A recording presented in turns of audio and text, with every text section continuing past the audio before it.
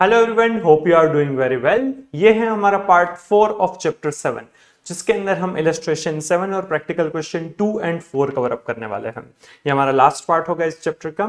Already मैंने इसके 3 parts upload कर दिए हैं, जिसके अंदर हमने non integrated system, integrated system और रिकंसिलिएशन और उसके रिलेटेड इलस्ट्रेशन और प्रैक्टिकल क्वेश्चंस कवर अप किए थे। होपफुली वो सारे ही वीडियोस, सारे ही पार्ट्स आपने देख लिए होंगे, तभी आगे के ये क्वेश्चंस आपको अच्छे से समझ में आएंगे, राइट। इस पार्ट में जो रिकंसिलिएशन रिलेटेड क्वेश्चन है और non integrated system related question है, तो उसका अच्छे से हम नॉलेज लेंगे, समझेंगे ये क्वेश्चंस को, राइट। तो चलिए, रिकंसिलिएशन क्या होता है वो आपने लास्ट पार्ट में देखा होगा। नॉन इंटीग्रेटेड सिस्टम है तो उसके अंदर कॉस्ट अकाउंट्स और फाइनेंशियल अकाउंट्स अलग अलग मेंटेन किए जाते हैं।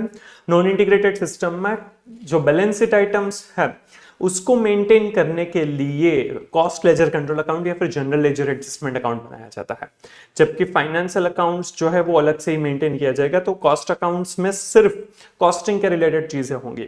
अगर इंटीग्रेटेड सिस्टम है तो उसके अंदर cost as well as financial दोनों ही साथ में मेंटेन किए जाएंगे। तो उसमें कॉस्टिंग रिलेटेड जो हम लेजर्स बनाते हैं प्लस जो बैलेंस शीट आइटम्स वगैरह है वो भी हमारे पास अवेलेबल होगी।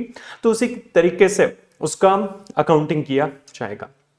ये 2 टाइप की कॉस्ट अकाउंटिंग सिस्टम हमने समझी हुई है। रिकंसिलिएशन करना होगा अगर नॉन इंटीग्रेटेड सिस्टम है तो, क्योंकि उसमें कॉस्ट और फाइनेंशियल अकाउंट्स अलग अलग मेंटेन किए जाते हैं। दोनों का प्रॉफिट जो है या फिर लॉस है उसको रिकंसाइल करना जरूरी है, ताकि एक्यूरेसी पता चले कि दोनों ही बुक्स में सारी की सारी एंट्रीज पास हो चुकी है या नहीं। डेफिनेटली दोनों में डिफरेंसेस आ सकते हैं, 4 रीजन से डिफरेंसेस आ सकते हैं। कुछ आइटम सिर्फ फाइनेंशियल अकाउंट्स में रिकॉर्ड की जाती है, financial expense and financial income, like interest on loan, interest on investment है, बैड डेब्ट्स है, इनकम टैक्स है, राइट, ऐसे शेयर ट्रांसफर फीस, वो सारी चीजें सिर्फ और सिर्फ फाइनेंशियल अकाउंट्स में रिकॉर्ड होगी। सेकंड रीजन हो सकता है कॉस्ट अकाउंट्स में ही सिर्फ एंट्रीज रिकॉर्ड की जाए, कुछ चीजें सिर्फ कॉस्ट अकाउंट्स में रिकॉर्ड होगी, जैसे कि interest on capital of proprietor, remuneration to proprietor, जो जनरली फाइनेंशियल अकाउंट्स में रिकॉर्ड नहीं किया जाता है। तो ऐसे नॉशनल एक्सपेंसेस रिकॉर्ड किए जाते हैं सिर्फ कॉस्ट अकाउंट्स में। थर्ड हो सकता है कि जो ट्रीटमेंट है कॉस्ट अकाउंट्स और फाइनेंशियल अकाउंट्स में अलग अलग तरीके से होती है, जैसे कि डेप्रिसिएशन की मेथड अलग है, इन्वेंटरी वैल्यूएशन की मेथड अलग है, ऐसा। और फोर्थ रीजन हो सकता है कि वैल्यूएशन का बेसिस अलग अलग है, जैसे कि इन्वेंटरी जो है वो फाइनेंशियल अकाउंट्स में कॉस्ट और एनआरवी व्हिचएवर इज लोअर पर रिकॉर्ड की जाती है, जबकि कॉस्ट अकाउंट्स में वो कॉस्टिंग पर ही, कॉस्ट जितना आया उसी के ऊपर रिकॉर्ड होगा। तो इस ऐसे रीजंस की वजह से डिफरेंसेस आ सकते हैं और रिकंसिलिएशन करना जरूरी बन सकता है, राइट। तो इसी के रिगार्डिंग हम क्वेश्चंस जो पेंडिंग है वो कवर अप करेंगे। तो चलिए स्टार्ट करते हैं। अब हम समझने वाले हैं इलस्ट्रेशन 7, जो दिया हुआ है पेज नंबर 7.36 पर। Following are the figures extracted from the cost ledger of a manufacturing unit. यहां पर कॉस्ट लेजर मैन्युफैक्चरिंग यूनिट का दिया हुआ है। स्टोर्स है, उसमें ओपनिंग बैलेंस है 15,000। Stores ledger control account, stores कितना रॉ मटेरियल पड़ा है वो है 15,000। परचेस किया हुआ है 80,000 का।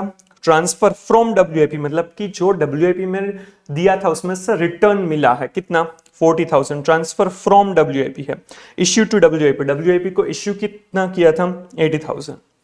Issue to repair and maintenance 10,000। Repair and maintenance के लिए है तो वो ओवरहेड्स का पार्ट होगा, production overhead, factory overheads.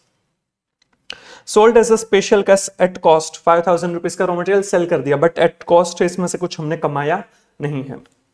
Shortage in the year 3,000, और 3,000 रुपीज की शॉर्टेज मिली है। फिर है work in process, opening inventory दे रखी है 30,000। डायरेक्ट लेबर कॉस्ट चार्ज है 30,000 रुपीज। ओपनिंग इन्वेंट्री डब्ल्यूआईपी की थी 30,000, डायरेक्ट लेबर कितना किया इस बार 30,000। ओवरहेड कॉस्ट चार्ज 120 और क्लोजिंग बैलेंस है डब्ल्यूआईपी की 20,000। Finished products, entire output is sold at 10% profit on actual cost from WIP. WIP में से जितना फिनिश्ड गुड्स बना होगा वो पूरा का पूरा सेल कर दिया 10% प्रॉफिट पर, profit on actual cost per 10% profit लगाकर सारा सेल कर दिया है। Others, wages for the period, ये wages for the period actual expense होगा 35,000। यहां पर जबकि डब्ल्यूआईपी में सिर्फ 30,000 चार्ज किया तो 5,000 प्रोडक्शन ओवरहेड में गया होगा। और ओवरहेड एक्सपेंस एक्चुअल में इनकर कितने किए हैं, 1,25,000। Ascertain the profit or loss as per financial accounts and cost accounts and reconcile them। हमें यहाँ पर फाइनेंशियल अकाउंट्स और कॉस्ट अकाउंट्स के हिसाब से प्रॉफिट या लॉस कैलकुलेट करना है और उसको फिर रिकंसाइल करना है। सी ये नॉर्मल जो हमने आगे के जो क्वेश्चन रिकंसिलिएशन के किए थे जिसमें हम कॉस्ट अकाउंट्स भी बनाते थे, फाइनेंशियल अकाउंट्स भी बनाते थे और फिर उसको रिकंसाइल करते थे, उनसे थोड़ा सा अलग है क्योंकि यहां पर हमें सारी चीजें नहीं दे रखी है। पहले हमें यहां पर लेजर्स बनाने होंगे जो हम non integrated system, integrated system के लेजर्स बने थे, यहाँ पर नॉन इंटीग्रेटेड सिस्टम के पॉइंट ऑफ व्यू से पहले बनाएंगे। उससे हमें रॉ मटेरियल के क्लोजिंग बैलेंसेस वगैरह मिल पाएगी, डब्ल्यूआईपी में से कितना फिनिश गुड्स निकला है वो पता चलेगा, राइट। तो वो सारी चीजें जानने के लिए हमें ये सारे अकाउंट्स प्रिपेयर करने होंगे और उसके बेसिस पर फिर कॉस्ट शीट बनाएंगे, कॉस्ट अकाउंट्स के हिसाब से, और फाइनेंशियल अकाउंट्स का भी हम बनाएंगे, प्रॉफिट और लॉस, और फिर रिकंसाइल करेंगे, राइट। चलिए, तो यहां पर स्टोर्स के बारे में, तो स्टोर्स लेजर कंट्रोल अकाउंट बनाएंगे, डब्ल्यूआईपी दिया है तो डब्ल्यूआईपी अकाउंट बनाया जाएगा, फिर फिनिश प्रोडक्ट का भी अकाउंट बनाएंगे, फिर ये अदर्स में वेजेस है तो वेजेस कंट्रोल अकाउंट भी बनाएंगे, ओवरहेड एक्सपेंस है तो ओवरहेड का भी अकाउंट बनाएंगे। ये सारी चीजें हम अकाउंट बना के ये पूरा का पूरा लेजर पोस्टिंग करेंगे, फिर हम कॉस्ट शीट और फाइनेंशियल पीएनएल बनाकर उसका प्रॉफिट या लॉस कैलकुलेट करेंगे, फिर रिकंसाइल करेंगे। चलिए, तो यहाँ पर पहले स्टोर्स लेजर कंट्रोल अकाउंट, ये wages control, overhead control account, WIP control account बनाया, फिनिश गुड्स का नहीं बनाया, हम बना सकते हैं, राइट। चलिए, अब देखते जाते हैं कैसे करेंगे। पहले ये सारी चीजों को लेजर पोस्टिंग कर लेंगे, फिर प्रॉफिट लॉस कैलकुलेट करेंगे। यहाँ पर ओपनिंग बैलेंसेस दे रखी है 15,000 से, स्टोर्स लेजर की हर बार डेबिट बैलेंस होती है, वो असेट है इसीलिए, तो स्टोर्स लेजर कंट्रोल अकाउंट में डेबिट साइड पर बैलेंस ब्रॉट डाउन 15,000 रुपीज। फिर दिया है परचेस 80,000 रुपीज, 80,000 रुपीज का परचेस किया है तो उसकी एंट्री क्या होती है, हम परचेस करते हैं तो SLC account debit to CLC, stores ledger control to cost ledger control, cost ledger control purchases 80,000 SLC में डेबिट साइड पर होगा। यहां पर हम सीएलसी अकाउंट नहीं बना रहे क्योंकि नॉन इंटीग्रेटेड सिस्टम के हिसाब से हमें सीएलसी या दूसरे अकाउंट्स बनाने की जरूरत नहीं है, हमें यहाँ पर कॉस्ट और फाइनेंशियल के हिसाब से जो प्रॉफिट या लॉस कैलकुलेट करना है उसी के लिए ये सारे अकाउंट्स बनाने जरूरी है, राइट। क्योंकि हमें यहाँ पर पूरा अकाउंट या फिर बैलेंसेस या फिर उसके टोटल्स वगैरह नहीं दे रखे हैं, तो पहले अकाउंट में से कुछ चीजें हमें मिलेगी फिर हम आगे प्रोसीड कर पाएंगे, राइट। तो सीएलसी अकाउंट में दूसरी इफेक्ट देने की जरूरत नहीं है। फिर ट्रांसफर फ्रॉम डब्ल्यूआईपी 40,000, ये रिटर्न हुआ है स्टोर्स में, तो इसकी एंट्री क्या होगी, डब्ल्यूआईपी में से निकला और एसएलसी में आया तो SLC account debit to WIP account, तो एसएलसी में डेबिट साइड पर WIP account return from WIP 40,000, और डब्ल्यूआईपी अकाउंट बनाया तो इसके में भी इफेक्ट देंगे by stores ledger 40,000 credit side पर आएगा। आ रहा है समझ? चलिए, फिर है इश्यू टू डब्ल्यूआईपी, डब्ल्यूआईपी में इश्यू कितना किया है, 80,000 रुपीज इश्यू किया गया है, तो उसकी एंट्री क्या होगी, डब्ल्यूआईपी में स्टोर्स में से डब्ल्यूआईपी में जा रहा है तो WIP account debit to SLC account, तो एसएलसी में क्रेडिट साइड पर आएगा WIP issued to WIP 80,000 rupees, और डब्ल्यूआईपी अकाउंट जो है उसमें जो ये डेबिट साइड पर आएगा एसएलसी अकाउंट 80,000। यहाँ पर हमें डब्ल्यूआईपी की बैलेंस दे रखी है तो बैलेंस ब्रोक डाउन डेफिनेटली पहले लिखेंगे, 30,000 रुपीज ओपनिंग बैलेंस थी तो, राइट। यहाँ पर दिया हुआ है ये ओपनिंग इन्वेंटरी, राइट। फिर है issue to repair and maintenance, store से उसमें से रिपेयर एंड मेंटेनेंस में गया है, मतलब कि जो प्रोडक्शन ओवरहेड्स वगैरह है उसमें ट्रांसफर किया गया है या फिर ओवरहेड एक्सपेंस में ट्रांसफर किया है 10,000, उसकी एंट्री क्या होगी, overheads control account debit to SLC account, SLC में क्रेडिट साइड पर overhead control account 10,000 rupees issue to repair, और ओवरहेड कंट्रोल अकाउंट जो है उसमें एसएलसी 10,000, राइट। फिर है ये इश्यू टू रिपेयर हो गया, फिर issue to sold as a special case at cost 5,000, 5,000 रुपए का जो रॉ मटेरियल है वो हमने सेल किया है, तो सेल करेंगे तो क्या एंट्री होगी, सीएलसी यहां पर अकाउंट यूज किया जाएगा, कैश डेटर ऐसा अकाउंट कोई भी हमारे पास नहीं है इसलिए, और एसएलसी में से जा रहा है तो CLC account debit to SLC account होगा 5,000 rupees, cost ledger sold at cost 5,000 rupees, right. CLC account तो नहीं बनाया तो उसमें इफेक्ट नहीं आएगी। फिर है shortage in the year 3,000 rupees, raw material जो है उसमें शॉर्टेज आ रही है, शॉर्टेज आई है तो वो ओवरहेड्स में ट्रांसफर करेंगे, loss abnormal loss kind of, तो overhead control account shortage 3,000, right. ये जो लॉस है वो हुआ है, सॉरी नॉर्मल लॉस होगा, नॉर्मल लॉस है तो ये ओवरहेड्स में ट्रांसफर किया अज्यूम्ड नॉर्मल, अगर ये एबनॉर्मल हम सोचते तो इसको सीधा पीएनएल में चार्ज कर देते, राइट। तो ये ओवरहेड्स जो है उसमें ट्रांसफर किया जाएगा, तो ओवरहेड कंट्रोल अकाउंट में आएगा एसएलसी डेबिट साइड पर 3,000 रुपीज, सिंपल। तो ये स्टोर्स लेजर वाला पार्ट हो गया। अब WIP, उसमें ओपनिंग देख लिया हमने। फिर डायरेक्ट लेबर कॉस्ट चार्ज 30,000। अब सी यहां पर दिया है कि वेजेस फॉर द पीरियड कितना है, वेजेस फॉर द पीरियड दिया हुआ है 35,000। तो उसकी एंट्री क्या होती है, wages control account debit to CLC account. उसमें से WIP में ट्रांसफर किया है 30,000, तो उसकी एंट्री क्या होगी, WIP account debit to wages control account. और 5,000 जो बचे वो कहां पर जाएंगे, ओवरहेड कंट्रोल अकाउंट में। उसकी एंट्री क्या होगी, overhead control account debit to wages control. और यहाँ पर ये वेजेस कंट्रोल में 35,000 पूरा का पूरा चार्ज हो जाएगा और ये अकाउंट बंद हो जाएगा। तो वेजेस कंट्रोल में डेबिट साइड पर CLC 35,000 का इनकर किया, वो एंट्री है। उसमें से WIP में ट्रांसफर किया 30,000। तो यहाँ पर WIP में देखिए वेजेस कंट्रोल 30,000 डेबिट साइड पर है। और जो 5,000 बचा वो जाएगा ओवरहेड कंट्रोल अकाउंट में 5,000 रुपीज। तो यहाँ पर ओवरहेड कंट्रोल अकाउंट में वेजेस कंट्रोल 5,000। समझ में आ रहा है। तो ये वेजेस कंट्रोल अकाउंट है वो क्लोज हो जाएगा, राइट। हम फाइनेंशियल अकाउंट्स में तो वेजेस 35,000 का ही लिखेंगे, ओवरहेड्स में कितना गया that doesn't matter. Even stores में भी कितना गया वो मैटर नहीं करता, कितना कंज्यूम किया वो स्टोर्स में, वो प्रोडक्शन में किया या फिर ओवरहेड्स में किया, इनडायरेक्ट था डायरेक्ट था डजंट मैटर। फाइनेंशियल अकाउंट में डायरेक्ट इनडायरेक्ट वैसी चीजें फर्क नहीं पड़ता, फिक्स्ड वेरिएबल भी इतना फर्क नहीं पड़ता है। हाँ, direct indirect definitely gross profit या नेट प्रॉफिट कैलकुलेट करते हैं अलग से, जीपी रेशियो एनपी रेशियो कुछ करना है तो बात अलग है, अदरवाइज पीएनएल में ही सब कुछ चार्ज किया जाता है। Overhead cost charge 1,20,000 rupees. Overhead WIP में कितना ट्रांसफर किया है 120, मतलब कि ये एब्जॉर्ब किया गया है। एब्जॉर्ब किया है तो WIP account debit to overhead control account. Overhead control में क्रेडिट साइड पर WIP अकाउंट 1,20,000 और यहां पर WIP में आएगा ओवरहेड कंट्रोल अकाउंट 1,20,000, राइट। फिर क्लोजिंग बैलेंस दे रखी है WIP की 20,000। WIP में क्लोजिंग बैलेंस कैरिड डाउन हो जाएगा, सॉरी ये ओवरहेड वाला है। WIP में balance carried down 20,000 rupees, right. तो ये WIP वाला पार्ट हो गया। Finish product, entire output is sold at 10% profit. WIP में अब अकाउंट में सारी एंट्रीज हो चुकी, तो अब ये जो डिफरेंशियल अमाउंट है 2 लाख रुपीज वो क्या हो जाएगा, फिनिश गुड्स। इतना फिनिश गुड्स में हम ट्रांसफर करेंगे। इसकी एंट्री क्या होगी, finish goods control account debit to WIP account. तो फिनिश गुड्स में इतना ट्रांसफर किया 2 लाख रुपीज और ये सेल किया जाएगा 10% प्रॉफिट ऐड करके। तो 2 लाख ये यहाँ पर नीचे किया है, finish output at cost 2 lakh plus 10% profit add करेंगे 20,000, तो हो जाएगा 2,20,000। सिंपल। फिर ये वेजेस वाला तो हो गया। ओवरहेड एक्सपेंस इनकर की है 1,25,000 इनकर किया है, इसकी एंट्री क्या होगी, overhead control account debit to CLC account. तो ओवरहेड कंट्रोल अकाउंट में डेबिट साइड पर CLC 1,25,000, CLC अकाउंट तो हमने बनाया नहीं है। तो यहाँ पर सारी की सारी एंट्रीज हो गई। अब अकाउंट्स क्लोज करेंगे। स्टोर्स लेजर कंट्रोल में इन सभी का जो डिफरेंस है that is balance carried down, वो रॉ मटेरियल की क्लोजिंग इन्वेंट्री है, क्लोजिंग स्टॉक है 37,000 रुपीज का, राइट।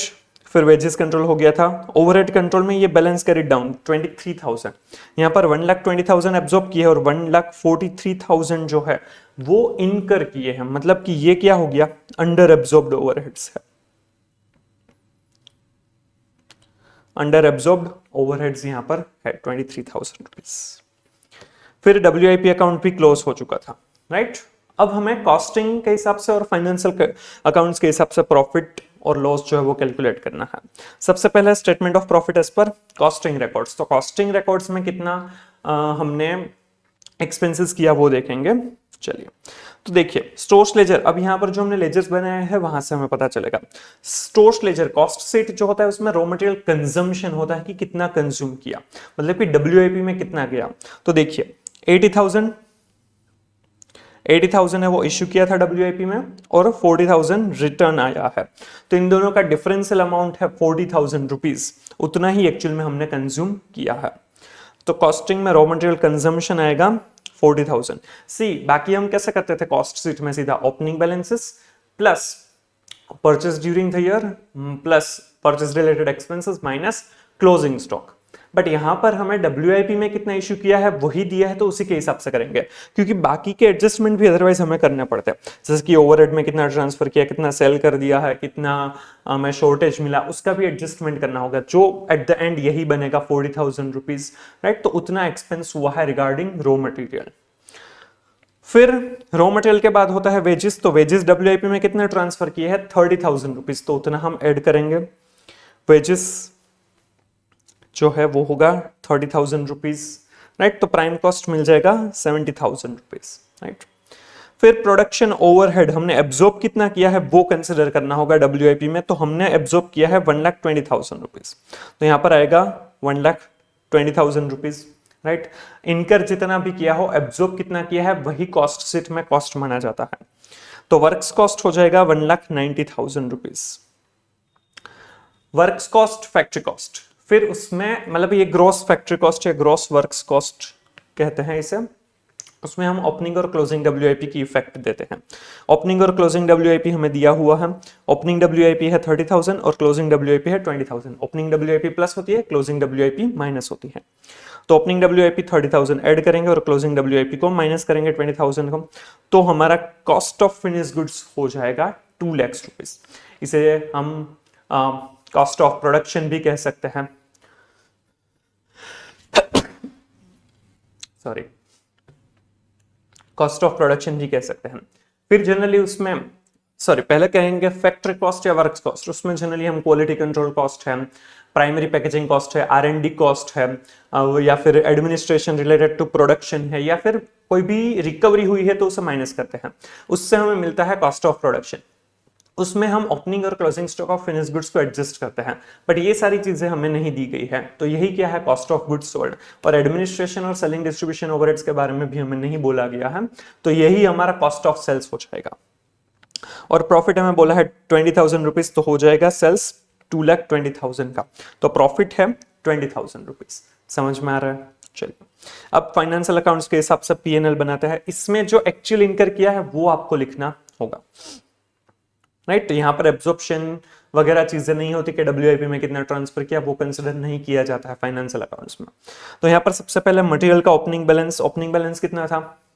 ओपनिंग बैलेंस कुछ 40,000 क्या था, सॉरी 15,000 स्टोर लेजर में था। 15,000 प्लस परचेज हमने कितना किया 80,000, राइट। 15,000 प्लस 80,000 का हमने परचेस किया। अब ये इश्यू किया कितना, उसमें से रिटर्न कितना मिला वो सब कुछ नहीं देखना है, ओवरहेड में कितना गया वो भी नहीं देखना है, राइट। बट हाँ 5,000 का सेल किया वो कंसिडर हम करेंगे। तो 15,000 का मटेरियल ओपनिंग बैलेंस में था, 80,000 प्लस परचेस किया था, तो ये 15,000 प्लस 80,000 वो हमने परचेस किया, उसमें से सेल कितना कर दिया 5,000, वो हमारे लिए रिलेवेंट है। प्लस ये क्लोजिंग बैलेंस है उसको भी कंसिडर करेंगे 37,000। अगर आप क्लोजिंग बैलेंस को इसमें से माइनस कर रहे हैं तो डेबिट साइड पर नेट फिगर आ जाएगा, या फिर 37,000 का क्लोजिंग बैलेंस है वो कहां पर आप रखेंगे, वो आप P&L में क्रेडिट साइड पर लिख सकते हैं। तो यहां पर जो किया है वो opening balance that is 15,000 plus purchase 80,000 minus cell 5,000, 15 plus 80 minus 5,000, तो हो जाएगा 90,000 रुपीज। और closing balance of raw material है वो 37,000 क्रेडिट साइड पर लिखा है। ये क्लोजिंग स्टॉक यहाँ पर हम कॉस्ट शीट के अंदर सीधा ही ओपनिंग मतलब कितना कंज्यूम किया वो लिखते हैं, यहाँ पर ओपनिंग प्लस परचेज वगैरह करके दिखाएंगे। और ये 37,000 हमें डायरेक्टली नहीं दिया था, इसीलिए SLC अकाउंट बनाना जरूरी था। फिर ओपनिंग में और क्या चीजें दी गई थी हमें, एक तो ओपनिंग WIP थी जो definitely part of P&L debit side पर आएगा, और एक क्लोजिंग WIP जो है 20,000, 30,000 ओपनिंग WIP और 20,000 जो क्लोजिंग WIP है वो डेबिट और क्रेडिट साइड पर रिस्पेक्टिवली दिखाया जाएगा। तो ओपनिंग WIP यहाँ पर 30,000 और क्लोजिंग WIP 20,000। फिनिश गुड्स का कोई भी ओपनिंग या क्लोजिंग स्टॉक नहीं दिया है, तो ये ओपनिंग स्टॉक क्लोजिंग स्टॉक नहीं आएगा। तो मटेरियल वाला पार्ट हो गया। अब हमने वेजेस कितना इनकर किया है, वेजेस इनकर किया है 35,000 और ओवरहेड इनकर किया है 125, ये दोनों ही चीजें डेबिट की जाएगी। यहाँ पर कितना एब्जॉर्ब किया, कितना किसको दिया, WIP में कितना गया, कितना इनडायरेक्ट वेजेस था, कितना इनडायरेक्ट एक्सपेंस था वो नहीं देखते हैं, कितना इनकर किया। तो वेजेस 35,000 और ओवरहेड्स 1,25,000 और सेल्स 2,20,000, वो तो हमें बोला था कि वे कॉस्ट के 10% ऐड कर दीजिए। तो यहां पर लॉस आ रहा है 3,000 रुपीज का। राइट। फाइनेंशियल अकाउंट्स के हिसाब से 3000 रुपीज का लॉस आ रहा है और कॉस्टिंग के हिसाब से 20,000 रुपीज का प्रॉफिट आ रहा है। दोनों में ये डिफरेंस यहां पर दिख रहा है। तो डिफरेंस क्यों हो रहा है? डिफरेंस कितना है? 23,000 रुपीज का। सी 3,000 रुपीज लॉस और 20,000 प्रॉफिट, इन दोनों के बीच 23,000 का डिफरेंस है। और वो डिफरेंस किस वजह से है?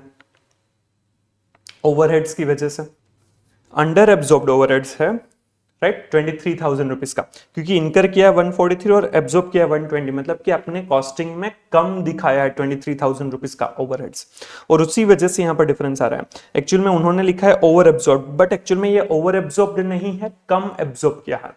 हाँ, उन्होंने ऐसा लिख रहे कि फाइनेंशियल अकाउंट्स में एब्जॉर्ब नहीं करते हैं। फाइनेंशियल अकाउंट्स में तो एब्जॉर्प्शन होता ही नहीं, उसमें तो एक्चुअल एक्सपेंस दिखाते हैं। तो उसमें एक्चुअल एक्सपेंस मटेरियल का भी दिख गया, उसमें लेबर का भी दिख गया और ओवरहेड्स का भी दिख गया।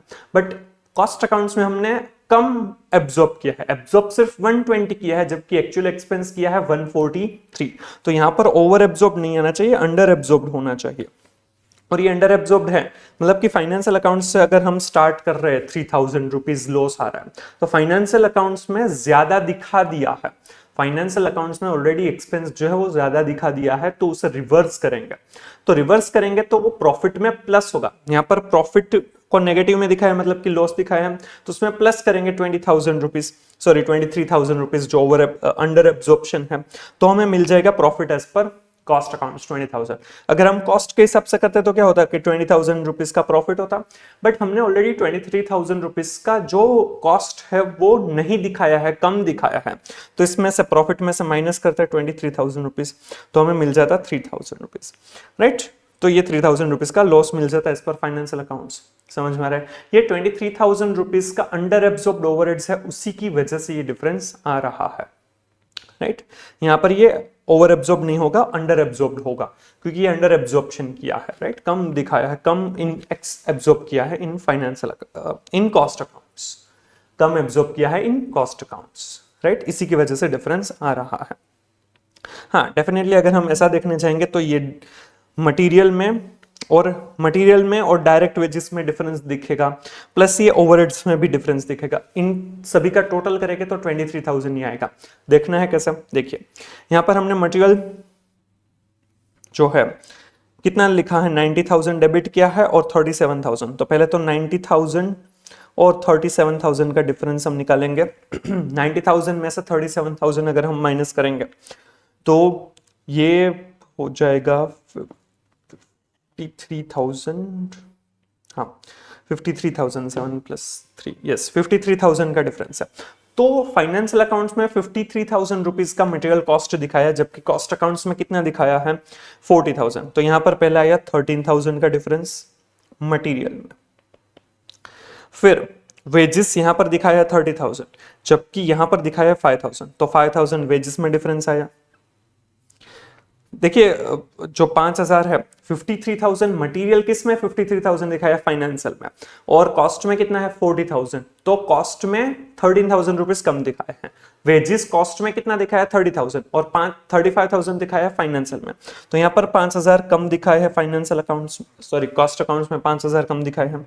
ओवरहेड्स यहाँ पर दिखाया 125 और यहाँ पर दिखाया है 120। तो 5,000 का डिफरेंस वहां पर भी है, तो ओवरहेड्स में 5,000 का डिफरेंस है। तो इन सभी का तीनों का आप टोटल करेंगे तो हो जाएगा 23,000।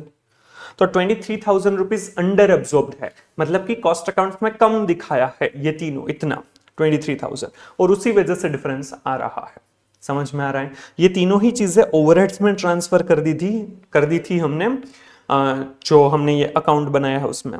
यहाँ पर देखिए ओवरहेड्स में हमने ये चीजें ट्रांसफर कर दी थी। देखिए ये सेल्स का 13,000 दिख रहा है, 10,000 प्लस 3,000, ये वेजेस का दिख रहा है 5,000, और यहाँ पर देखिए कॉस्ट लेजर में 125 है और एब्जॉर्ब किया है 120, तो उन दोनों का डिफरेंस 5,000। तो ये 10 प्लस 3 13 प्लस 5,000 प्लस 5,000 23,000, ये 23,000 है। यहाँ पर हमारा बैलेंस आया था अंडर एब्जॉर्ब्ड ओवरहेड्स, राइट। वही हमारा रिकंसिलिएशन की आइटम है, यही डिफरेंस जो है वो हमें रिकंसिलिएशन में दिख रहा है। समझ में आया, राइट। थोड़ा सा अलग है ये, पर अच्छे से समझेंगे तो आ जाएगा समझ, क्लियर। फिर भी अगर आपको कुछ भी डाउट है तो आप कमेंट कर सकते हैं, मैं रिप्लाई जरूर करूंगा। चलिए ये था इलस्ट्रेशन 7, इलस्ट्रेशन 8 ऑलरेडी हमने कर लिया था। अब प्रैक्टिकल क्वेश्चंस जो पेंडिंग है वो कवर अप करते हैं। प्रैक्टिकल क्वेश्चन 2 और प्रैक्टिकल क्वेश्चन 4 है वो पेंडिंग है। प्रैक्टिकल क्वेश्चन 2 देखते हैं, पेज नंबर 7.47 पर दिया हुआ है। A company operates on a historic job cost accounting system which is not integrated with the financial accounts। यहाँ पर स्पेसिफिकली बोला है कि not integrated, non integrated system का यूज किया गया है। At the beginning of a month, the opening balances in cost ledger वर, यहाँ पर opening balances दे रखी है, beginning of the month है। Stores ledger control account 80 lakhs rupees, work in process control account 20 lakhs rupees, finished goods control account 430 lakhs, मतलब कि 4 करोड़ 30 लाख रुपए। ये तीनों की तो हर बार डेबिट बैलेंस होती है, ये तीनों ही इन्वेंटरी है, एसेट्स हैं, राइट। फिर हम building construction account 10 lakh rupees, ये बिल्डिंग कंस्ट्रक्शन मतलब कि कैपिटल वर्क इन प्रोग्रेस जो हम फाइनेंशियल अकाउंट्स की लैंग्वेज में बोलते हैं, बिल्डिंग अंडर कंस्ट्रक्शन है तो ये भी असेट बन रही है तो इसकी भी डेबिट बैलेंस होगी। Cost ledger control account 540, non integrated system में बैलेंस शीट के आइटम्स नहीं है इसीलिए cost ledger control account use किया जाता है। डेटर, क्रेडिटर, कैश या ऐसा कोई भी हमारे पास कैश बैंक वैसे अकाउंट्स नहीं होते हैं इसीलिए cost ledger control account use किया जाता है। इसकी हर बार क्रेडिट बैलेंस होती है और इन चारों का टोटल होगा, राइट, उतना ही 540, इन चारों का टोटल 540 ही होगा अगर आप करेंगे तो, राइट। 80 प्लस 20 100 प्लस 430 मतलब कि 530 प्लस 10 540 डेबिट 540 क्रेडिट, देन चलिए। During the month following transactions took place, during the month कौन सा ट्रांजैक्शंस हुए हैं वो बताया है। मटेरियल्स परचेज कितना किया है, 40 लाख रुपीस का परचेस किया है। Issue to production 50 lakh, issue to factory maintenance 6 lakh, ये फैक्ट्री ओवरहेड्स प्रोडक्शन ओवरहेड्स का पार्ट होगा। Issue to building construction 4 lakh, और बिल्डिंग कंस्ट्रक्शन भी अभी हो रहा है, 4 लाख रुपीस का हुआ है, 4 लाख रुपीस का मटेरियल उसमें इश्यू हुआ है। Wages, gross wages paid 150, total कितने वेजेस पे किए हैं 150, उसमें से इनडायरेक्ट वेजेस है 40 और फॉर बिल्डिंग कंस्ट्रक्शन है 10, तो ये हो गए 50। तो बाकी का 100 रुपीज का 100 lakhs का जो वेजेस है वो किसके लिए होगा, डायरेक्ट मतलब कि WIP में ट्रांसफर होगा। फिर works overheads actual amount incurred 160 और एक्सक्लूडिंग आइटम्स 100 नबो, ऊपर जो दिया है उनके अलावा, मतलब कि ये जो दिया है इश्यूड टू फैक्ट्री मेंटेनेंस और इनडायरेक्ट वेजेस, ये दोनों के अलावा एक्स्ट्रा ओवरहेड कितना इनकर किया है 160 lakhs। Absorbed in building construction 20, building construction में कितना ट्रांसफर होगा 20 lakhs। अंडर एब्जॉर्ब कितना है 8 lakhs, मतलब कि एक्चुअल में कितना एब्जॉर्ब किया वो हमें डायरेक्टली नहीं दिया है। फिर है royalty paid related to production 5, ये रिलेटेड टू प्रोडक्शन है तो क्या हो जाएगा, डायरेक्ट एक्सपेंस हो जाएगा। And selling and distribution admin overheads है 25 लाख रुपीस और सेल्स किया है 4 करोड़ 50 lakhs, 450 lakhs का। At the end of the month, the stock of raw material and WIP was rupees 55 lakhs and 25 lakhs respectively। यहाँ पर हमें क्लोजिंग स्टॉक दिया है रॉ मटेरियल और वर्क इन प्रोसेस का। The loss arising in the raw material accounts is treated as factory overheads।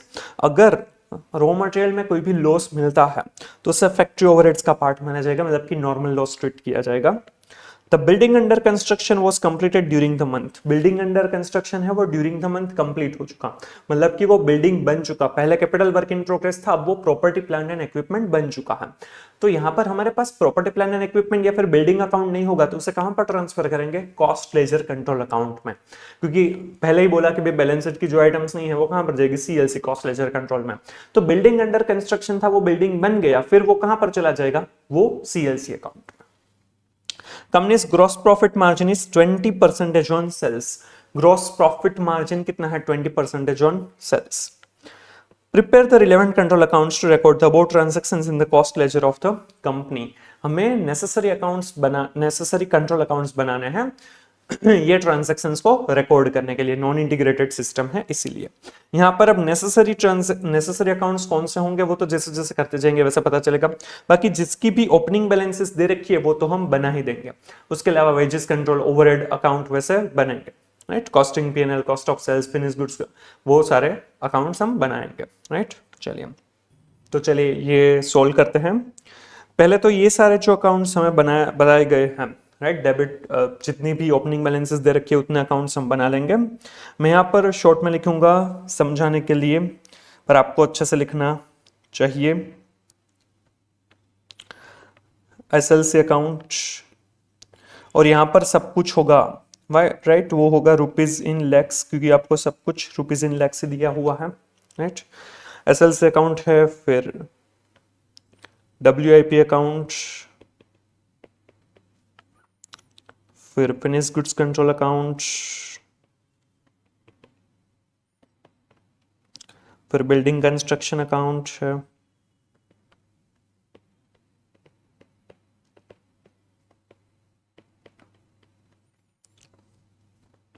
और CLC account है। इसमें सभी में ओपनिंग बैलेंसेस जो हमें दे रखी है वो हम रिकॉर्ड करेंगे। SLC में 80 लाख रुपीस की है, SLC, WIP, फिनिश गुड्स और बिल्डिंग कंस्ट्रक्शन सभी की डेबिट बैलेंस ही होगी, तो डेबिट साइड पर ही लिखेंगे balance brought down 80 lakh rupees. फिर WIP अकाउंट में है 20 लाख रुपीस, फिर फिनिश गुड्स में है 430 लाख रुपीस,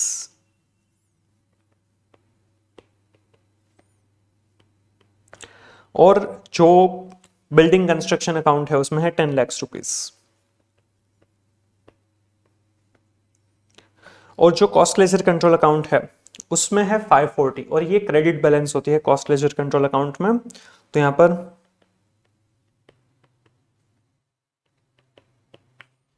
चलिए अब हम एक के बाद एक ट्रांजैक्शंस जो हुए हैं ड्यूरिंग द मंथ राइट, हाँ, उसे हम कंसिडर करते जाते हैं, रिकॉर्ड करते जाते हैं। चलिए सबसे पहले material purchased 40 lakh rupees purchase किया है, तो इसकी एंट्री क्या होती है, store ledger control account debit to CLC cost ledger control account. यहां पर हमारे पास ना ही क्रेडिटर है ना ही कैश बैंक, राइट। तो यहां पर आएगा CLC, कितना परचेस किया है हमने 40 लाख रुपीस का, तो ये SLC में डेबिट साइड पर आएगा, राइट। और CLC अकाउंट में क्रेडिट साइड पर आएगा SLC 40 लाख रुपीस। फिर issued to production 50 lakh rupees, production में इश्यू किया है मटेरियल, तो ये WIP में जाएगा, SLC में से WIP में जाएगा, तो WIP account debit to SLC account, SLC जो है उसमें क्रेडिट साइड पर आएगा WIP 50 लाख रुपीस, और WIP में डेबिट साइड पर आएगा SLC 50 लाख रुपीस। फिर issued to factory maintenance 6 lakh rupees, factory maintenance के लिए गया है तो फैक्ट्री ओवरहेड्स अकाउंट में जाएगा, राइट, 6 लाख रुपीस का। जो SLC है उसमें से फैक्ट्री ओवरहेड्स में जाएगा, तो factory overheads account debit to SLC। यहां पर हमारे पास फैक्ट्री ओवरहेड्स अकाउंट हमने नहीं बनाया है तो हम बनाएंगे फैक्ट्री ओवरहेड्स अकाउंट, इसे आप works overheads, manufacturing overheads, production overheads कुछ भी कह सकते हैं। तो यहाँ पर फैक्ट्री ओवरहेड्स में जाएगा 6 लाख रुपीस, फैक्ट्री ओवरहेड्स में डेबिट साइड पर आएगा SLC 6 लाख रुपीस। फिर issued to building construction 4 lakh rupees, building construction के लिए 4 लाख रुपीस गया है, तो building construction account debit to SLC account होगा, यहाँ पर SLC 4 लाख रुपीस, और SLC में डेबिट साइड पर होगा बिल्डिंग कंस्ट्रक्शन 4 लाख रुपीस। फिर वेजेस है, gross wages paid 150, gross wages paid, तो वेजेस कंट्रोल अकाउंट डेबिट कितना होगा 150 टू CLC होगा 150। यहां पर हमें वेजेस कंट्रोल अकाउंट नहीं बनाया है तो वो बनाएंगे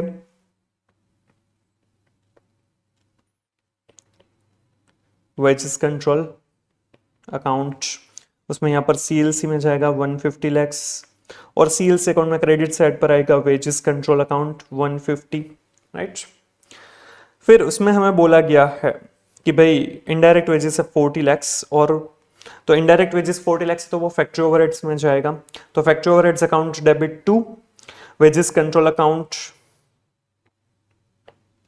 तो वेजेस कंट्रोल में जाएगा फैक्ट्री ओवरहेड्स में 40 लैक्स रुपीस, और फैक्ट्री ओवरहेड्स में ये डेबिट साइड पर आएगा 40 लैक्स रुपीस। फिर बोला गया है कि भाई बिल्डिंग कंस्ट्रक्शन के है 10 लाख रुपीस, बिल्डिंग कंस्ट्रक्शन के 10 लाख रुपीस है, तो building construction account debit to wages control account, तो यहाँ पर वेजेस कंट्रोल आएगा 10 लाख रुपीस, और वेजेस कंट्रोल में यहाँ पर बिल्डिंग कंस्ट्रक्शन में जाएगा 10 लाख रुपीस। अब देखिए वेजेस कंट्रोल अकाउंट के बारे में और कुछ नहीं बोला है। वेजेस कंट्रोल जो है वो जनरली क्लोज हो जाता है।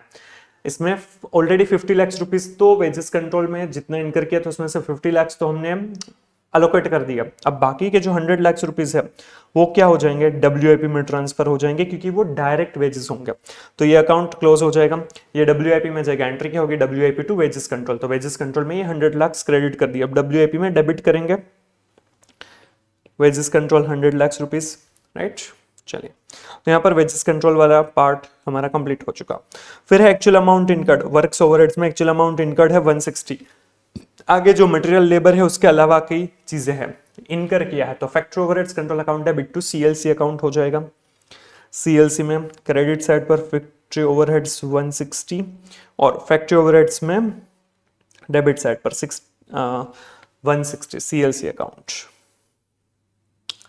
फिर है absorbed in building construction 20 lakh. Overheads absorb कितना किया बिल्डिंग कंस्ट्रक्शन में 20। तो ओवरहेड्स में से बिल्डिंग कंस्ट्रक्शन में ट्रांसफर किया है 20 लाख रुपीस। तो building construction account debit to factory overheads हो जाएगा। तो यहाँ पर फैक्ट्री ओवरहेड्स 20 लाख रुपीस और ये फैक्ट्री ओवरहेड्स में बिल्डिंग कंस्ट्रक्शन में जाएगा, में क्रेडिट साइड पर लिखा जाएगा 20 लाख रुपीस।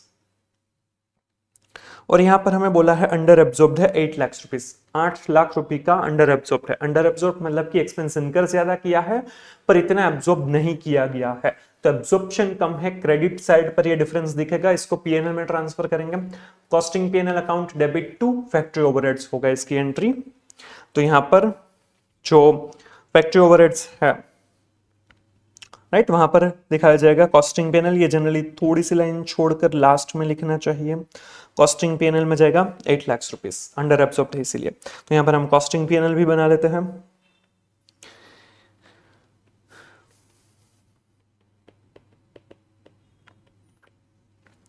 तो यहां पर हो जाएगा फैक्ट्री ओवरहेड्स अंडर एब्जॉर्ब्ड है 8 लाख रुपीस, डेबिट साइड पर दिखेगा, राइट।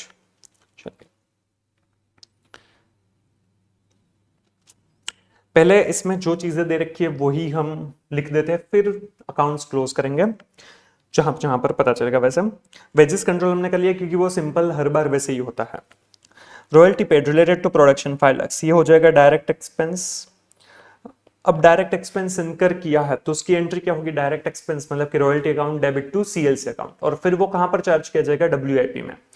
तो आप दो एंट्रीज मतलब इस तरह से पास कर सकते हैं। ये रॉयल्टी की क्या एंट्री हो सकती है, royalty account debit 5 lakh rupees to CLC 5 lakh rupees. And फिर ये रॉयल्टी को ट्रांसफर करेंगे WIP में। तो एंट्री होगी WIP account debit 5 lakh to royalty 5 lakh और ये रॉयल्टी अकाउंट क्लोज हो जाएगा। या फिर आप सीधा ही ऐसा कर सकते हैं WIP अकाउंट डेबिट 5 लाख, ये और में आएगा टू CLC अकाउंट 5 लाख, क्योंकि ये डायरेक्ट टू प्रोडक्शन है तो प्रोडक्शन के लिए ही इनकर किया है। तो सीधा ही वर्क इन प्रोग्रेस में भी लिख सकते हैं। ये दोनों में से कोई भी एंट्री आप यूज कर सकते हैं, राइट। हम ये वाली जो सेकंड वाली एंट्री है नेट ऑफ एंट्री वही सीधा यूज करते हैं। तो हम यहाँ पर अलग से रॉयल्टी का अकाउंट नहीं बनाएंगे, राइट। आप बनाएंगे, आपको आंसर जो दिया है मॉड्यूल में वो रॉयल्टी अकाउंट बना कर दिया है, बट उससे कुछ फर्क नहीं पड़ता है। तो एंट्री है WIP टू CLC। CLC में आएगा यहाँ पर WIP अकाउंट में, इसमें ब्रैकेट में लिख देते हैं रॉयल्टी 5 लाख रुपीस और WIP के अकाउंट में लिख देंगे CLC, ये है रॉयल्टी का 5 लाख रुपीस। डन। चलिए फिर selling distribution administration overhead 25 lakh.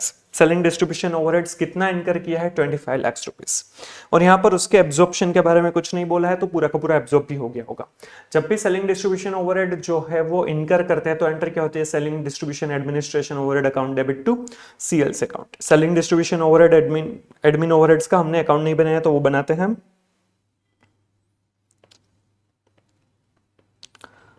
Selling and distribution and admin overheads account, ये इनकर करेंगे तो यहाँ पर आएगा CLC, कितना एक्सपेंस किया था हमने, 25 लाख रुपीस का। तो यहाँ पर आएगा 25 लाख और CLC में क्रेडिट साइड पर आएगा selling and distribution admin overheads 25 lakh, right. अब ये पूरा का पूरा जनरली एब्जॉर्ब किया जाता है, इसके बारे में और कुछ नहीं है, तो इसको एब्जॉर्ब कर लेंगे। तो ये कॉस्ट ऑफ सेल्स में ट्रांसफर कर लिया जाता है। तो इसकी एंट्री क्या होती है, selling and distribution overhead account debit, sorry वो तो इनकर करेंगे तब, इसको हमें कॉस्ट ऑफ सेल्स में ट्रांसफर करना है। तो कॉस्ट ऑफ सेल्स अकाउंट हमें बनाना पड़ेगा, cost of sales COS, cost of sales account debit to selling and distribution overhead. तो यहाँ पर selling and distribution admin overheads absorb हो जाएगा और सेलिंग एंड डिस्ट्रीब्यूशन में आ जाएगा कॉस्ट ऑफ सेल्स 25 और ये अकाउंट क्लोज हो जाएगा, राइट। चलिए फिर हमें बताया है कि भाई सेल्स हुआ है 450, सेल्स की क्या एंट्री होती है, यहाँ पर डेटर या कैश बैंक नहीं है तो CLC account debit to costing PNL, सीधा ही कॉस्टिंग PNL में ट्रांसफर करेंगे, या फिर आप सेल्स में भी लिख सकते हैं अलग से अकाउंट और फिर कॉस्टिंग PNL में ट्रांसफर कर सकते हैं। यहाँ पर हम सीधा ही कॉस्टिंग PNL में ट्रांसफर कर रहे हैं।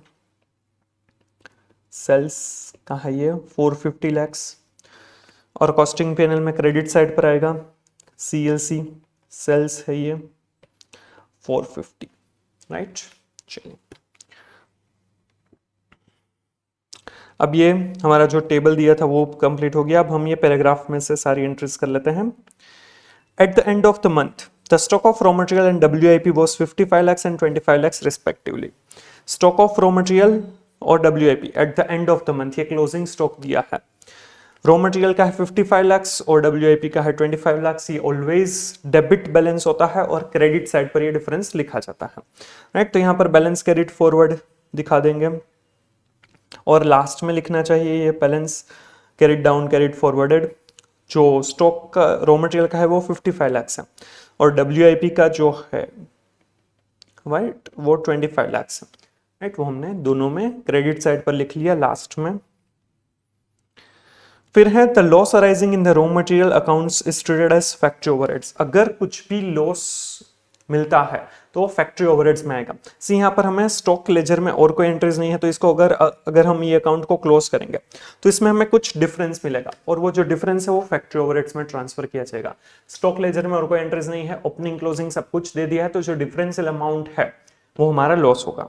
तो देखिए यहाँ पर डेबिट साइड का टोटल होता है 80 + 40 तो 120 और जो क्रेडिट साइड है वहां पर 50 + 6 + 4 + 55 तो वो होता है 115। मतलब कि यहाँ पर डिफरेंस आ रहा है 5 लाख रुपीस का और ये क्या कहाँ पर जाएगा, फैक्ट्री ओवरहेड्स अकाउंट में।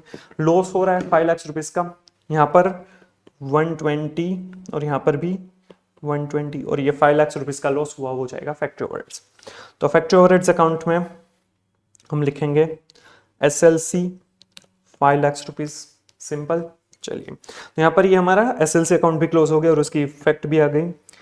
फिर है the building under construction was completed during the month. Building under construction है वो कंप्लीट हो गया, मतलब कि वो जो कैपिटल वर्क इन प्रोग्रेस था बिल्डिंग कंस्ट्रक्शन का अकाउंट था वो कहां पर चला जाएगा, CLC अकाउंट में। सो बिल्डिंग कंस्ट्रक्शन अकाउंट यहाँ पर सब कुछ डेबिट है और ये इतना जितना भी मिला है वो सब कुछ क्रेडिट कर देंगे। 10 + 10 + 20 मतलब कि 40 और +4 44 ये कहां पर चला जाएगा, CLC अकाउंट में। तो अकाउंट क्लोज हो जाएगा। CLC में यहाँ पर आएगा बिल्डिंग कंस्ट्रक्शन, ये हमारा असेट बन चुका है 44 लाख रुपीस का, राइट। चलिए फिर दिया है companies gross profit margin is 20% on sales. Company का जो ग्रॉस प्रॉफिट मार्जिन है वो 20% सेल्स का है। यहाँ पर हमें सेल्स दिया है 450 तो वहां से हमें ग्रॉस प्रॉफिट मिल सकता है, बट हमें ग्रॉस प्रॉफिट कैलकुलेट नहीं करना है, हमें यहां से COGS मिलेगा। जनरली क्या होता है कि जो आपका कॉस्ट ऑफ गुड्स प्रोडक्शन का है, राइट, उसमें ग्रॉस प्रॉफिट ऐड करते हैं तो क्या मिलता है, सेल्स मिलता है। और वो ग्रॉस प्रॉफिट कंसिडर करेंगे, उसमें से जनरली हम जो इनडायरेक्ट एक्सपेंसेस है, सेलिंग डिस्ट्रीब्यूशन एडमिन ओवरहेड्स, वो माइनस करते हैं तो हमें क्या मिलता है, जो नेट प्रॉफिट है वो मिलता है। यहाँ पर ग्रॉस प्रॉफिट मार्जिन बताया है तो 450 में 20% ग्रॉस प्रॉफिट है तो 80% क्या होगा, उसका कॉस्ट होगा, कॉस्ट ऑफ गुड्स सोल्ड या फिर कॉस्ट ऑफ प्रोडक्शन जिसे कहते हैं वो होगा। समझ में आ रहा है? तो यहाँ पर ये कॉस्ट ऑफ गुड्स सोल्ड मिला है, मतलब कि फिनिश गुड्स में से हमने कितना सेल किया वो पता चलेगा। ये कॉस्ट ऑफ सेल्स नहीं है, कॉस्ट ऑफ सेल्स माइनस करते हैं सेल्स में से तो नेट प्रॉफिट मिलता है, और उसमें ये सेलिंग डिस्ट्रीब्यूशन ओवरहेड्स भी होता है, राइट। तो यहां पर हमें ग्रॉस प्रॉफिट दिया है, तो 450 के 80% हम करेंगे तो हमें कॉस्ट ऑफ गुड्स सोल्ड मिलेगा। ये जो फिनिश गुड्स अकाउंट है उसमें से हमने कितना सेल किया वो पता चलेगा।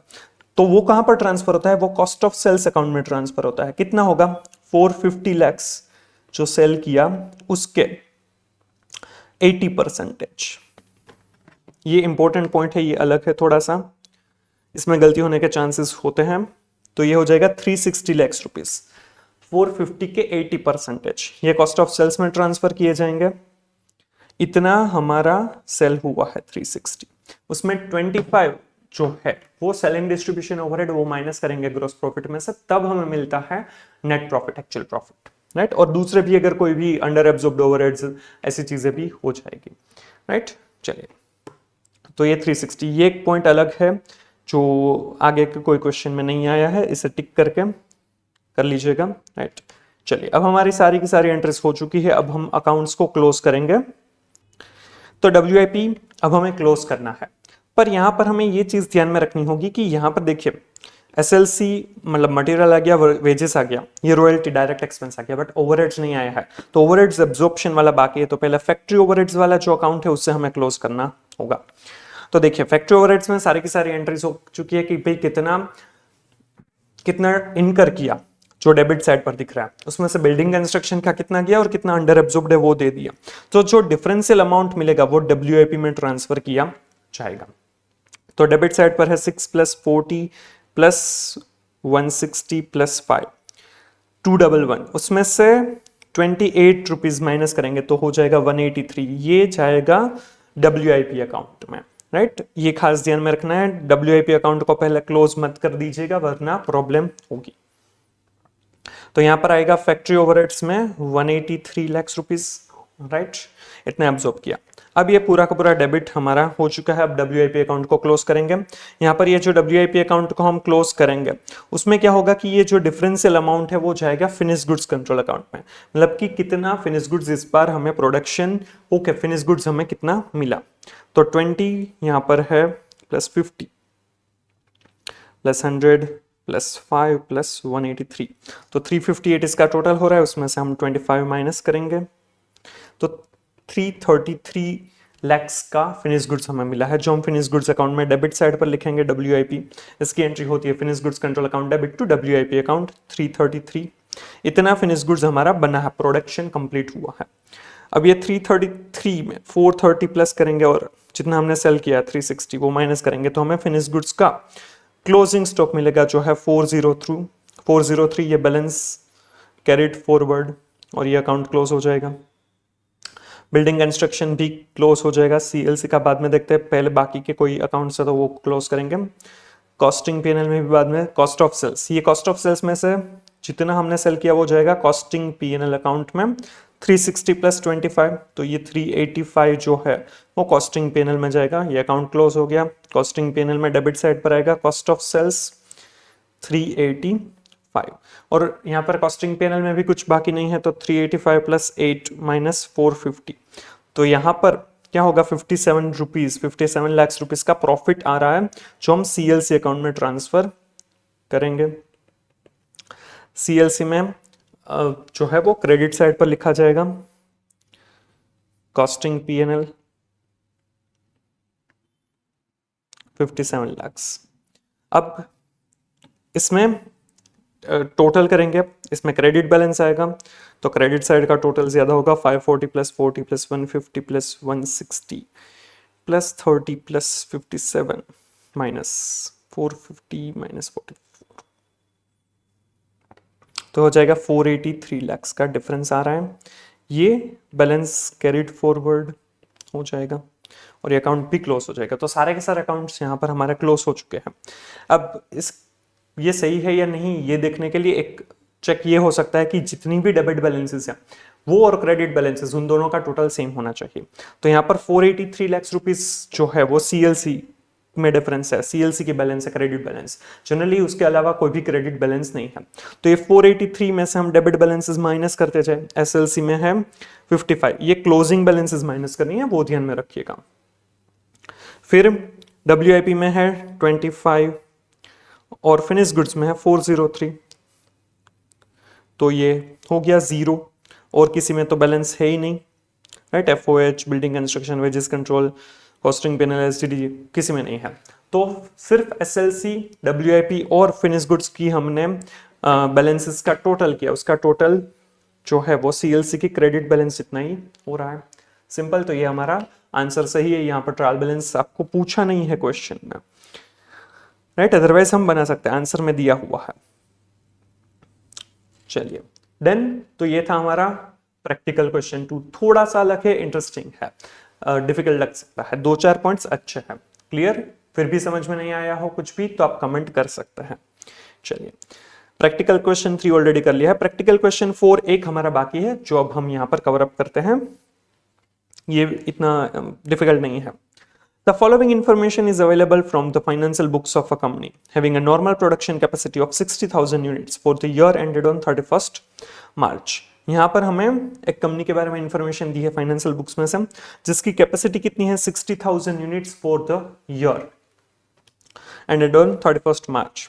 सेल्स 10 लाख किया है, बट उसमें कितने 50,000 यूनिट्स ही सेल किए हैं। ये प्रोडक्शन कैपेसिटी 60,000 यूनिट्स की है।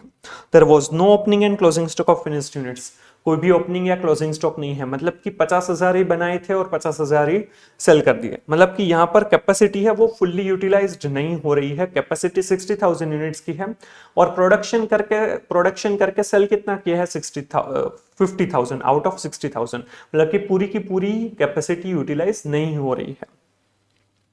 Direct material and direct wages costs were rupees 5 lakhs and 2,50,000 respectively. यहाँ पर डायरेक्ट मटेरियल और डायरेक्ट वेजेस कितने हैं 5 lakhs और 250।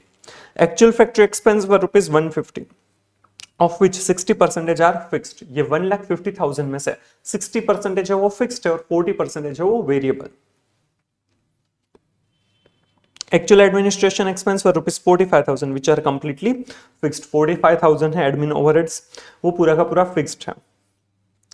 Actual selling and distribution expense for rupees 30,000 of which 40% are fixed, और selling and distribution में 30,000 रुपीज का और वो 40% फिक्स्ड है, 60% वेरिएबल है। Interest and dividends received rupees 15,000, ये तो सिर्फ फाइनेंशियल बुक्स में रिकॉर्ड किए जाएंगे। Interest and dividend received. You are required to find out the profit as per financial books for the year ended on 31st March.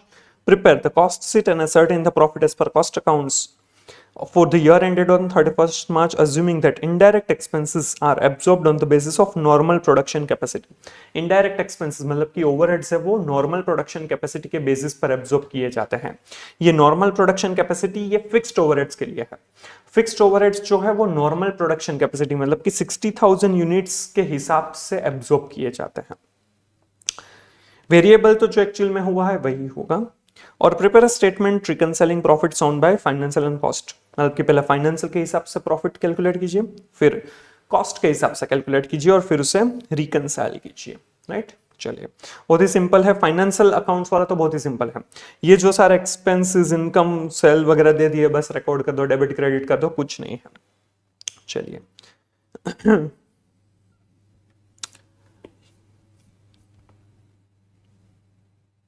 इसमें जो एक important part है वो यही है कि जो नॉर्मल कैपेसिटी के बेसिस पर फिक्स्ड ओवरहेड एब्जॉर्ब करना है, उसी में गलती हो सकती है और वो सिर्फ हमें कॉस्ट अकाउंट्स में करना है, फाइनेंशियल अकाउंट्स में तो वो भी नहीं करना है। तो चलिए, सबसे पहले फर्स्ट आंसर जो है कि फाइनेंशियल बुक अकाउंट्स के हिसाब से P&L अकाउंट बनाते हैं, इसमें तो हमें T फॉर्मेट ही यूज करेंगे। चलिए, क्या क्या चीजें दे रखी है। सेल्स हुआ है 10 लाख रुपीस, तो वो क्रेडिट साइड पर आएगा। सेल्स 10 लाख, राइट, ये तो बहुत ही बेसिक है। फिर मटेरियल कॉस्ट है 5 लाख और वेजेस है 2,50,000, सो मटेरियल 5 लाख और वेजेस है 2,50,000। आप अच्छे से लिखेगा, ये मैं तो सिर्फ समझाने के लिए लिख रहा हूं। फिर यहाँ पर फैक्ट्री एक्सपेंस, एडमिन ओवरहेड्स और सेलिंग डिस्ट्रीब्यूशन दिया है।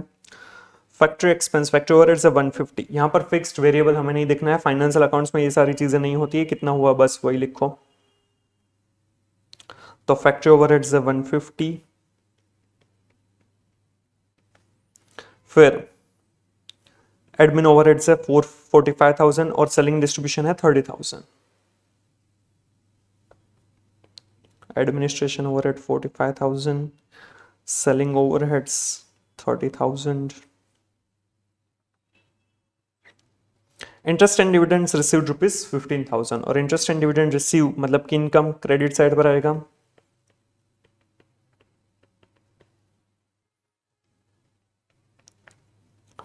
राइट, और कुछ एंट्रीज नहीं है, तो बस यहाँ पर हमें प्रॉफिट लॉस जो मिल जाएगा। 10,15,000 की हमारी इनकम है, उसमें से ये सारे एक्सपेंसेस जो है हम माइनस कर देंगे।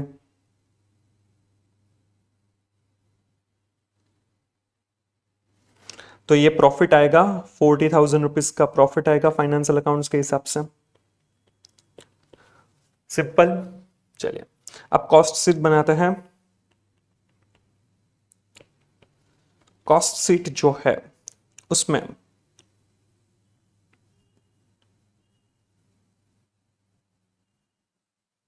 हमें मटेरियल और वेजेस के बारे में कुछ नहीं बोला है, तो वो तो एज इट इज हम लिखेंगे। सबसे पहले वो ही आएगा, मटेरियल कंज्यूम्ड कितना है, हमें ऊपर ही दिया है 5 लाख और 250 वेजेस है।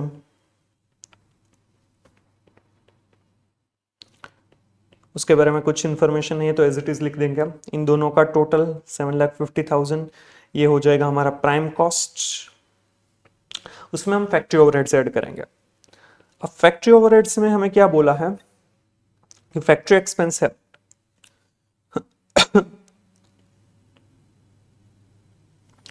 फैक्ट्री एक्सपेंस है वो 1,50,000 है और उसमें से 60% फिक्स्ड है। और यहां पर बोला है कि भाई जो ओवरहेड्स है, इनडायरेक्ट एक्सपेंसेस है, वो आपको नॉर्मल कैपेसिटी के बेसिस पर कंसिडर करना है। तो देखिए फैक्ट्री ओवरहेड्स जो है राइट वो 1,50,000 है, तो उसमें दो पार्ट होंगे, फिक्स्ड एंड वेरिएबल। उसमें बोला है 60% फिक्स्ड है, तो 40% वेरिएबल होगा। 1,50,000 का 60% मतलब कि 90,000 रुपीज, और वेरिएबल है वो हो जाएगा 60,000 रुपीज। सी वेरिएबल एज इट इज रहेगा, वो अपने नॉर्मल जो एक्चुअल में हुआ है उसी के बेसिस पर होगा, तो उसमें कुछ चीज नहीं आएगी। बट फिक्स्ड में नॉर्मल कैपेसिटी पर करना है, तो ये फिक्स्ड जो है वो हमें 60,000 यूनिट्स के बेसिस पर कि भाई 60,000 यूनिट्स बनाते तो कितना होता उसके हिसाब से करना है, जबकि एक्चुअल में हमने कितना किया 50,000, तो हमारा एब्जॉर्प्शन कम होगा। तो यहां पर क्या होगा कि हम 90,000 है वो फिक्स्ड है, तो वो 60,000 के लिए वो कंसिडर करते हैं, बट एक्चुअल में हमने 50,000 यूनिट्स ही बनाए हैं, तो कितना एब्जॉर्ब किया जाता है। मतलब कि ऐसा कर सकते हैं कि 60,000 यूनिट्स के सामने 90,000, तो 50,000 के सामने कितना हमने एब्जॉर्ब जो है वो एक्चुअल बेसिस पर करते हैं। सिंपली हमने ओवरहेड्स चैप्टर में पढ़ा था, उसमें क्या होता है कि बजटेड रेट निकालते थे, एब्जॉर्प्शन रेट। तो यहाँ पर एब्जॉर्प्शन रेट निकाला कैसे होगा, 90,000 एक्सपेंस जो बजटेड ओवरहेड्स है अपॉन फिक्स्ड है, तो वो बजटेड एज इट इज रहेगा, अपॉन कितने यूनिट्स प्रोड्यूस किए, तो वो क्या होगा 90,000 अपॉन 60,000। फिर वो पर यूनिट मिला होगा, तो वो कितना होगा 90,000 divide by 60,000, that is 1.5 rupees. और हमने एक्चुअल में प्रोड्यूस कितना किया है 50,000 यूनिट्स, तो कितना उन्होंने एब्जॉर्ब किया होगा 75,000 रुपीज। या फिर आप यहां पर ये क्रॉस मल्टीप्लीकेशन करेंगे तो भी वही होगा 90,000 इंटू 50,000 डिवाइड बाय 60,000, राइट। तो ये 75,000 उन्होंने एब्सॉर्ब किया होगा कॉस्ट अकाउंटिंग में। 75,000 फिक्स्ड प्लस 60,000 वेरिएबल, तो दोनों का टोटल 75 प्लस 60,000 1,35,000। तो फिक्स्ड ओवरहेड जो फैक्ट्री ओवरहेड्स जो है वो होगा 1,35,000। यहाँ पर वर्किंग नोट बनाई है तो उसका रेफरेंस आपको देना चाहिए। अब फैक्ट्री ओवरहेड्स ऐड करेंगे तो हमें मिलेगा factory cost, gross factory cost. फिर opening WIP closing WIP adjust करते हैं तो हमें मिलता है फैक्ट्री कॉस्ट। उसमें हम quality control cost, primary packaging, R&D cost, admin related to production और रिकवरी होती है तो वो माइनस करते हैं, तो हमें मिलता है कॉस्ट ऑफ प्रोडक्शन। पर ये सारी कोई चीज हमें नहीं दे रखी है। फिर वो कॉस्ट ऑफ प्रोडक्शन में हम फिनिश गुड्स के ओपनिंग और क्लोजिंग को एडजस्ट करते हैं तो हमें मिलता है कॉस्ट ऑफ गुड्स सोल्ड, पर वो भी हमें नहीं दिया हम। तो ये फैक्ट्री कॉस्ट भी यही है, कॉस्ट ऑफ प्रोडक्शन भी यही है और कॉस्ट ऑफ गुड्स सोल्ड भी यही है। 750 प्लस 135, तो ये हो जाएगा 8,85,000। इसमें हम एडमिनिस्ट्रेशन ओवरहेड्स ऐड करेंगे। अब देखिए एडमिनिस्ट्रेशन ओवरहेड्स में क्या बोला है कि एडमिनिस्ट्रेशन ओवरहेड्स है वो 45,000 है विच आर कंप्लीटली फिक्स्ड। तो ये 45,000 जो एडमिनिस्ट्रेशन ओवरहेड है वो 60,000 के लिए 45,000 है, तो ऑब्जॉर्ब कितना किया होगा, 50,000 के लिए किया होगा। तो क्या होगा 50,000 units into rupees 45,000 divide by 60,000 units, तो कितना होगा 37,500 रुपीज। आया समझ? समझना है तो आप कमेंट कर सकते हैं। एंड फिर सेलिंग एंड डिस्ट्रीब्यूशन ओवरहेड होगा तो सेलिंग एंड डिस्ट्रीब्यूशन ओवरहेड्स के लिए क्या बोला है कि भाई 30,000 और उसमें से 40% फिक्स्ड है, तो यहां पर 30,000 रुपीज है सेलिंग एंड डिस्ट्रीब्यूशन ओवरहेड्स। उसमें से फिक्स्ड पार्ट जो है वो है 40% और वेरिएबल पार्ट है वो है 60%। तो 30,000 का 40% मतलब कि 12,000 रुपीज फिक्स्ड है और वेरिएबल कितना हो जाएगा 18,000 rupees. Variable as it is रहेगा बट फिक्स्ड है वो कैसे एब्जॉर्ब किया होगा, फिक्स्ड जो है वो कैपेसिटी नॉर्मल कैपेसिटी के हिसाब से, तो 60,000 के हिसाब से। तो यहां पर हम क्या करेंगे 50,000 units into rupees 12,000 divide by 60,000 units, तो कितना होगा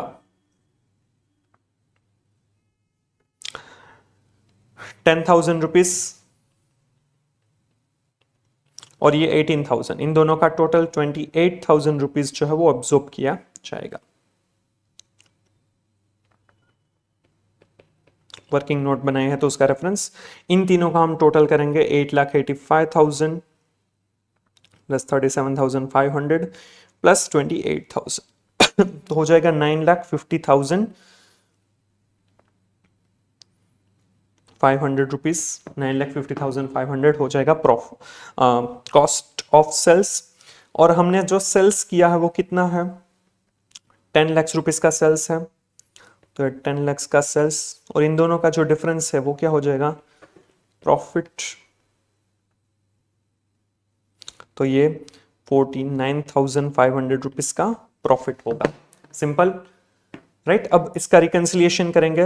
रिकंसिलिएशन आप कहीं से भी स्टार्ट कर सकते हैं, दोनों ही चीजें आपके पास है तो आप कहीं से भी स्टार्ट कर सकते हैं। अगर हम कॉस्टिंग के प्रॉफिट से स्टार्ट करें 49,500 से, यहां पर हमें रिकंसिलिएशन के लिए क्या बोला है स्टेटमेंट बनाना है, तो स्टेटमेंट ही हम बनाएंगे एडलेस वाला 49,500। चलिए अब देखते जाते हैं कि भाई कॉस्ट शीट, कॉस्टिंग और फाइनेंशियल अकाउंट्स में कहां पर डिफरेंस है, कौन सी जगह पर अलग है। तो देखिए मटेरियल 5 लाख, यहाँ पर भी material 5 lakh, no difference, no reconciliation needed. Wages 250, wages 250। Factory overheads में यहाँ पर है 135 एब्जॉर्ब किया जबकि एक्चुअल हुआ है 150। हमने यहाँ पर जो कॉस्ट रिकॉर्ड्स में कम रिकॉर्ड किया है राइट, तो रिकॉर्ड करना होगा क्योंकि हम कॉस्टिंग के प्रॉफिट से स्टार्ट कर रहे हैं रिकंसिलिएशन, तो हमें 15,000 और रिकॉर्ड करने होंगे, और रिकॉर्ड करने होंगे तो कॉस्टिंग प्रॉफिट में से माइनस करने होंगे। यहां पर फैक्ट्री ओवरहेड से वो अंडर एब्जॉर्ब्ड है तो इसे प्लस सॉरी माइनस करना होगा 15,000 रुपीज। फिर देखिए फिर एडमिनिस्ट्रेशन ओवरहेड से ये 37,500 है, यहाँ पर 45,000 है, मतलब कि यहाँ पर भी कम रिकॉर्ड किया गया है 45,000 और 37,500 मतलब कि 7,500 से अंडर एब्जॉर्ब्ड है। सेम ट्रीटमेंट प्रॉफिट में से माइनस करेंगे, एडमिनिस्ट्रेशन ओवरहेड्स अंडर एब्जॉर्ब्ड 7,500। फिर सेलिंग डिस्ट्रीब्यूशन कॉस्टिंग में है 28,000 और फाइनेंशियल में है 30,000, तो 2,000 रुपीज अंडर एब्जॉर्ब्ड है यहां पर भी, तो वो भी इसमें से माइनस होगा प्रॉफिट में से, राइट। और यहाँ पर सेल्स तो 10 लाख ही है, यहाँ पर भी 10 लाख है, राइट। मैंने यहाँ पर फाइनेंशियल में इंटरेस्ट और डिविडेंड रिसीव्ड 15,000 लिखा है, जो कॉस्टिंग में नहीं लिखा है, तो वो हमें प्रॉफिट में ऐड करना होगा, क्योंकि वो कॉस्टिंग में नहीं किया है। तो जैसे रिकॉर्ड होना चाहिए वैसा रिकॉर्ड करो, तो क्रेडिट करेंगे, ऐड करेंगे प्रॉफिट में। So interest and dividend 15,000 rupees. तो देखिए इसका अगर हम रिकंसाइल करेंगे, यहां पर पहले तो ये 15 तो निकल जाएगा, इन दोनों का हो गया 9,500। 9,500 14 एंड 500 में से माइनस कर देंगे तो हो जाएगा 40,000 profit as per financial account, right. Reconciled, simple. यहां पर इंपॉर्टेंट यही था, ये जो फिक्स्ड और वेरिएबल में फिक्स्ड जो है वो नॉर्मल कैपेसिटी पर एब्जॉर्ब होता है, तो उसमें डिफरेंस आएगा, मतलब कि एब्जॉर्ब कम कर रहे हैं इसीलिए अंडर एब्जॉर्प्शन आया, और वो रिकंसिलिएशन में दिखेगा। समझ में आ रहा है? बाकी तो सिंपल था, क्लियर।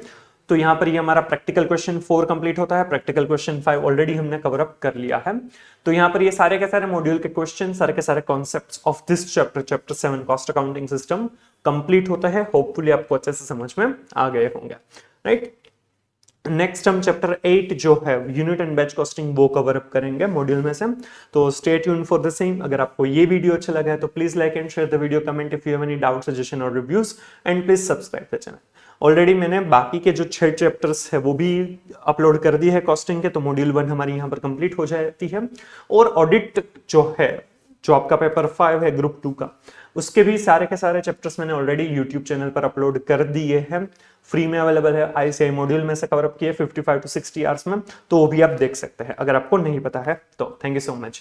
और अगर आपको ये वीडियो 7 डेज में देख रहे हैं अपलोडिंग के, तो please hype it as well, क्योंकि इससे ज्यादा स्टूडेंट्स तक ये रीच होगा, right. Thank you so much.